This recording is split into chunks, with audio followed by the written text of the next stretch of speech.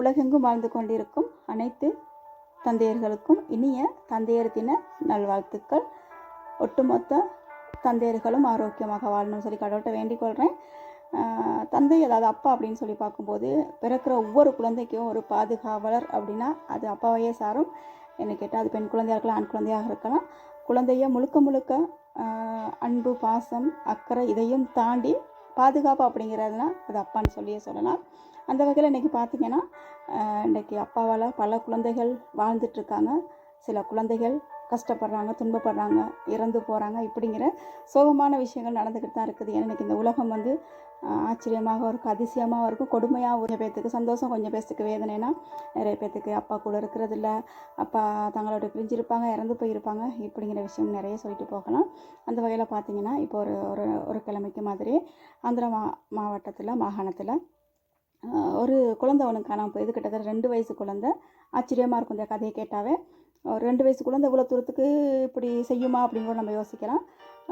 பார்த்தீங்கன்னு ஒரு குடும்பம் ஒன்று ஒரு கிட்டத்தட்ட 40 ஏக்கர் ஒரு தோட்டத்தில் தனியாக அந்த குடும்பம் வாழ்ந்துட்டு இருக்கும்போது அந்த குடும்பத்தில் வந்து 2 குழந்தைகள், ஒரு கை குழந்தையும் ஒரு 2 வயசு பெண் குழந்தையும். பார்த்தோம்னா சின்ன குழந்தைகளாக இருக்கையில் நம்ம வந்து அம்மா பின்னுக்கு ஓடுறோமோ இல்லையோ அப்பா பின்னுக்கு அதிகமாக ஓடுவோம். அப்பா வேலைக்கு போனாலும் சரி, எங்கே போனாலும் சரி அப்பா பின்னுக்கு நாங்கள் ஓடுறது பழக்கம். ஏன்னா குழந்தைகளுக்கு பழக்கம். அப்பா அப்படி இருக்கும்போது அப்பா வேலைக்கு போகும்போது இந்த குழந்தை பின்னிக்கே ஓடி போகும்போது அப்பா கவனிச்சுட்டு அந்த குழந்தைய வீட்டில் விட்டுட்டு திரும்பியும் அப்பா வேலைக்கு போயிட்டார். ஆனால் அந்த குழந்தை அப்பா போனதை பார்த்து திரும்பியும் அந்த குழந்தை ஓடும்போது அந்த வீட்டில் ஒரு நாயும் இருக்குது. அந்த நாயும் கூட ஓடி இருக்குது. இப்படி ஓடி போன 2 பேரையுமே கிட்டத்தட்ட ஒரு 10 நாட்களாக காணலை. அதாவது அந்த குழந்தைய 10 நாளாக காணலன்னு தேடிட்டுருக்குறாங்க. பார்த்தீங்கன்னு சொன்னால் இந்த அப்பா வேலைக்கு போயிட்டாரு, அம்மா இங்கே வீட்டில் இருக்காங்க. 2க்கும் இடையில அந்த குழந்தைக்கு என்ன நடந்துச்சுங்கிறது 2 பேத்துக்குமே தெரியாது. கடைசியில் ஒரு கிட்டத்தட்ட அரை ஹவருக்கு பிறகு குழந்தைய காணோன்னு தேடும் போது அந்த 40 ஏக்கரையும் அதாவது வனத்துறையாக இருக்கலாம், போலீஸாக இருக்கலாம், என்னென்ன இருக்குதோ கிட்டத்தட்ட ஒரு 500 பேருக்கு கிட்டத்தட்ட எல்லாமே தேடுறாங்க. அந்த ஊர் மக்கள், இப்படி உறவுகள்னு சொல்லி எல்லாருமே தேடுறாங்க. இதுவரைக்கும் அந்த குழந்தை கிடைக்கல.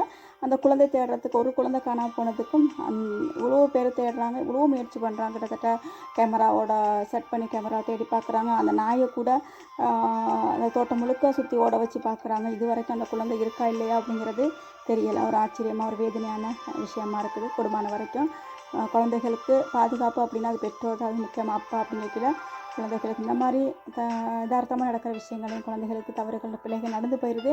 இறைவன் அருளால் அந்த குழந்தை இன்றைக்கி கிட்டத்தட்ட ஒரு 10 நாள் சொல்கிறாங்க.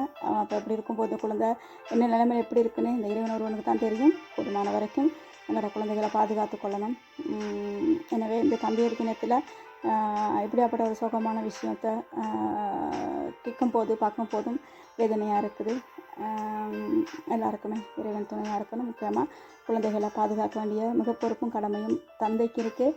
அந்த தந்தையர்கள் வந்து குழந்தைகளை பத்திரமா பாதுகாத்து கொள்ளணும்னு சொல்லி கேட்டுக்கொள்கிறேன். நன்றி உறவுகளை.